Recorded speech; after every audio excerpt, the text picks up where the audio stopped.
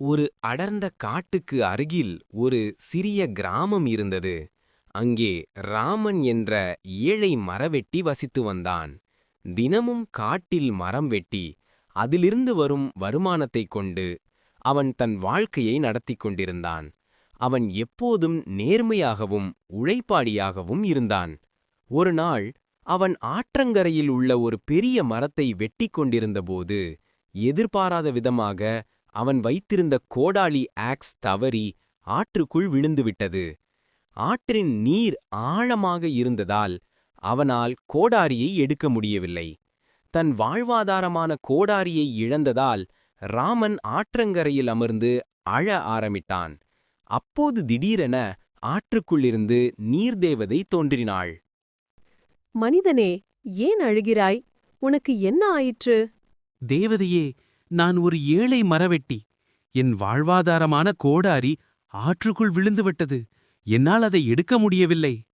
ராமனின் நேர்மையை கண்ட நீர்தேவதை அவனது மனதை சோதிக்க நினைத்த மீண்டும் ஆற்றுக்குள் மூழ்கினாள். சிறிது நேரத்தில் தேவதை தங்கத்தாலான ஒரு அழகிய கோடாரியை வெளியே கொண்டு வந்தாள். இதுவா உன் கோடாரி? இதோ எடுத்துக்கொள். இல்லை தேவதையே, இது என் கோடாரி அல்ல. என் கோடாரி இவ்வளவு விலை உயர்ந்ததல்ல. தேவதை மீண்டும் ஆற்றுக்குள் மூழ்கி இம்முறை வெள்ளியால் ஆன ஒரு கோடாரியை கொண்டு வந்தாள். அப்படியானால் இது உன்னுடையதா? இல்லை, இதுவும் என் கோடாரி அல்ல. என் கோடாரி பழைய இரும்பினால் ஆனது. மூன்றாவது முறையாக நீர்தேவதை ராமனின் பழைய துருப்பிடித்த இரும்பு கோடாரியை எடுத்து வந்தாள். அதை பார்த்ததும் ராமனின் முகம் பிரகாசமானது. ஆமாம், இதுதான் என் கோடாரி. இதை திரும்ப பெற்றுக்கொண்டதில் எனக்கு மிக்க மகிழ்ச்சி.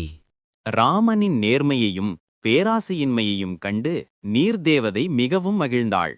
ராமன், உன் நேர்மையால் நான் மிகவும் மகிழ்ச்சியடைகிறேன். இந்த தங்கக் கோடாரியையும் வெள்ளிக் கோடாரியையும் நீயே பரிசாக எடுத்துக்கொள். உனது நேர்மைக்கு கிடைத்த பரிசு இது. ராமன் மிகுந்த சந்தோஷத்துடன் 3 கோடாரிங்களையும் பெற்றுக்கொண்டு நீர்தேவதைக்கு நன்றி சொல்லி அங்கிருந்து சென்றான். இந்த கதையின் நீதி உண்மையாக நேர்மையாக இருப்பதன் மூலம் நாம் எப்போதும் நன்மை அடைவோம். Honesty is the best policy.